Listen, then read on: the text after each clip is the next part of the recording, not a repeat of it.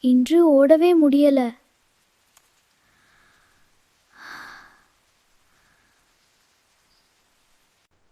என்னடா சோமு, இன்று விளையாட போகவில்லையே? பாட்டி, உடம்பே பலவீனமா இருக்கு.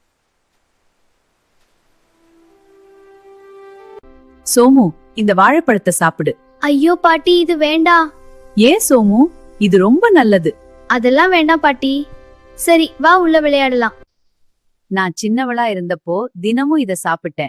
வீடு வேலை, வயல் வேலை அனைத்தையும் செய்ய முடிந்தது. உடம்புக்கு சக்தி, நினைவுக்கு பலம், மனசுக்கு அமைதி தரும்.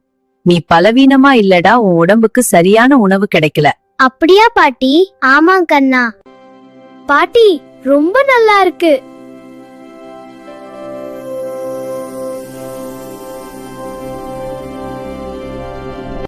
உணவு மருந்து மாதிரி, அன்பு அதுக்கு பலம். ஒரு வாழைப்பழம் மட்டும் இல்ல, ஒரு அன்பு திரும்பி வந்தது.